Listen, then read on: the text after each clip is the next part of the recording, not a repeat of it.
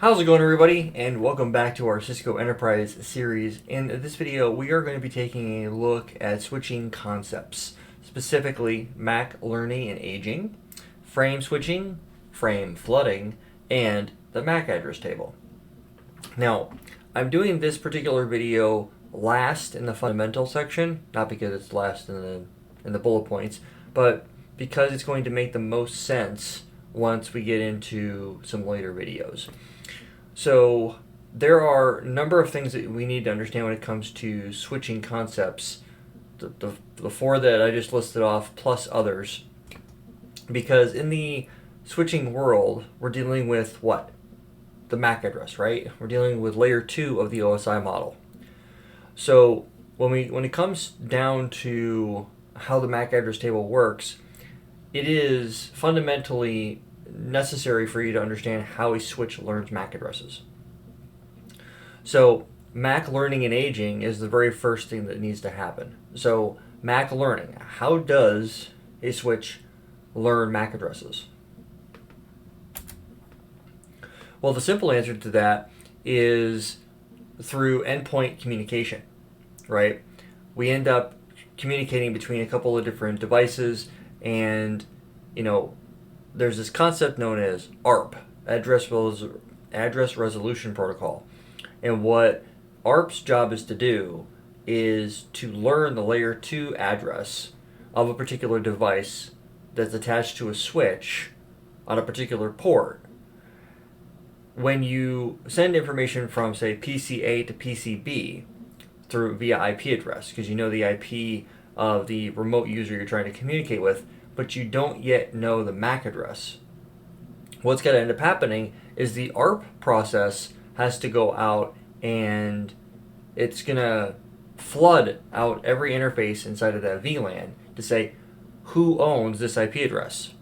That IP address will respond like, that's me. Okay, awesome. In response to the ARP request, you need to input your source MAC address. Whoever the owner of that IP address is, their MAC address needs to get learned by the switch. Now, what's cool is the ARP request, the sender of that ARP request already advertised its MAC address to the switch, so the switch already knows which MAC address for the sender is on which port. So if I am PCA on port 1 and I've got PCB on port 2, and these two need to be able to talk to each other, well, port 1 already has a known MAC address because PCA had to send that information into the switch learns it. That's where the MAC learning process comes into play.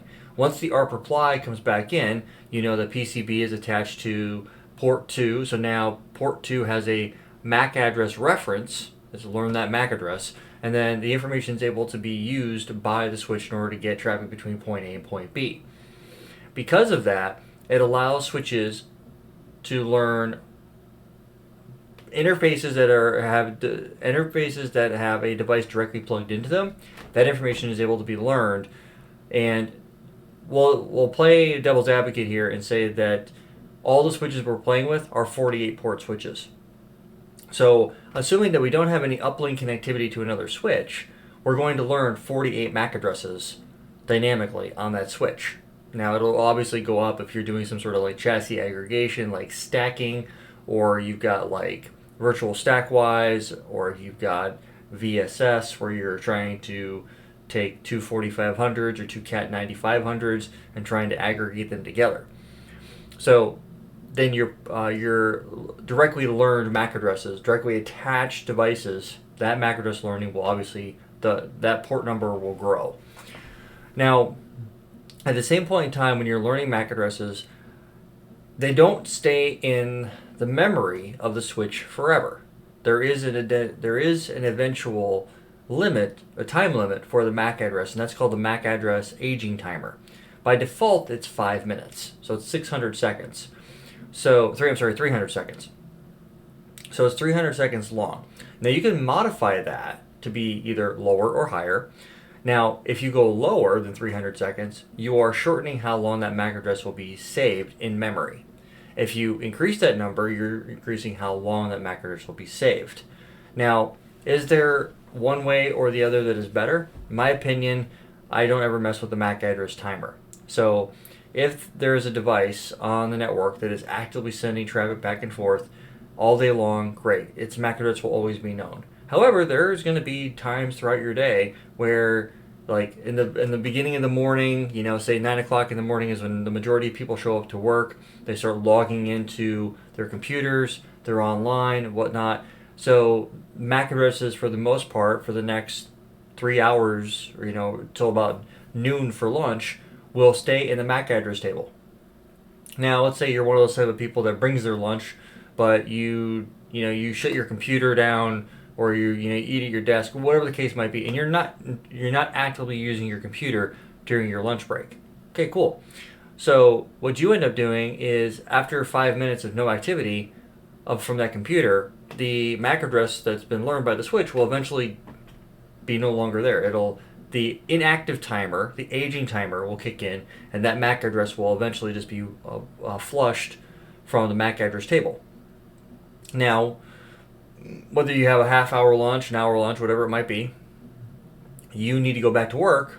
So you come back to your computer, you shake the mouse, whatever it is you need to do. You wake the computer up, you start doing whatever work you need to do. Guess what? All of a sudden now your network adapter is going to start sending more traffic. The MAC address is going to get relearned by the switch, and that timer starts all over again. And it'll stay there probably till a little after the end of the day, when you go home for the day and your computer sits there and away you go. So that's what MAC learning and aging really does. So let's talk a little bit about frame flooding versus frame switching. Now, we've technically already covered frame switching, but I want to talk a little bit about frame flooding. What exactly does that mean? Frame flooding is, I am a device on the network, and I'm trying to get to a particular destination, but I don't know where it's at. So if you are, let's say you don't have an IP address yet.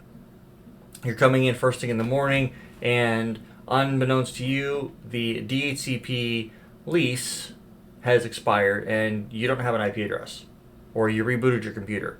For some reason, you don't have an IP address when you come in the morning. You come in, you boot your computer up, and the first thing that's going to end up happening is the computer is going to ask for an IP address from the DHCP server.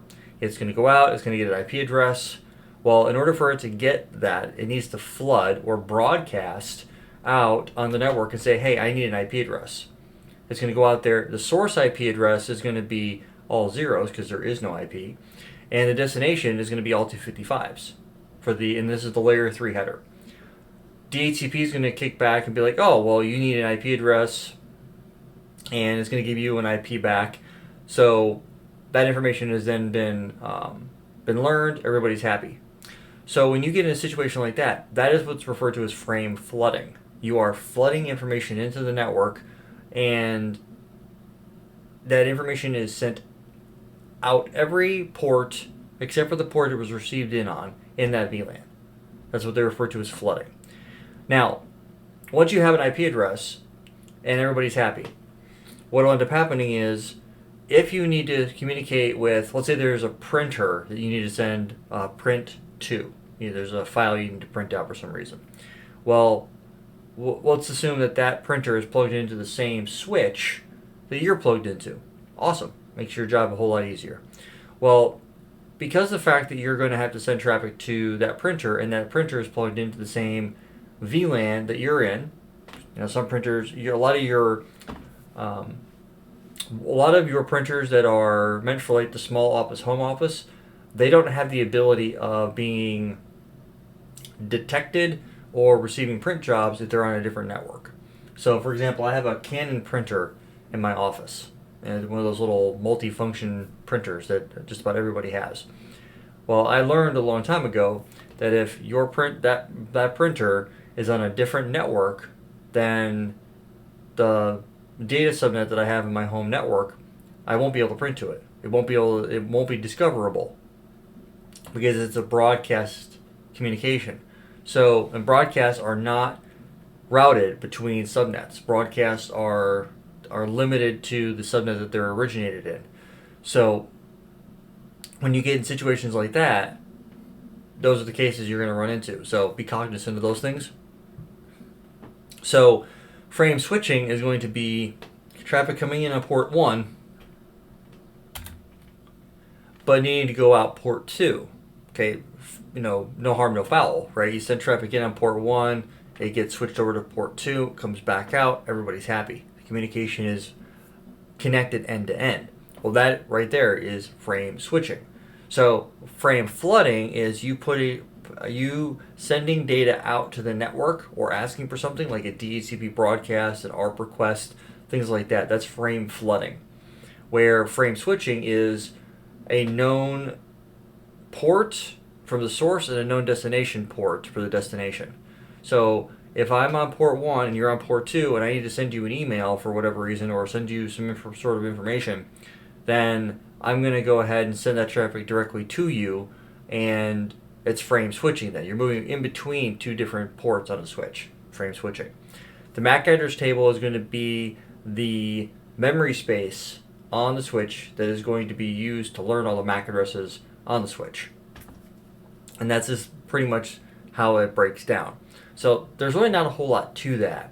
So we're going to see this in action once we get into the switched campus section and how that's all going to shake out. But I wanted to make sure that I covered at least that before we got any further in this fundamental section. So if you guys have any comments, questions, concerns, anything like that, please leave a comment in the comment section below. If you haven't already done so, please like, share, and subscribe. And I'll catch all of you fine folks in the next video.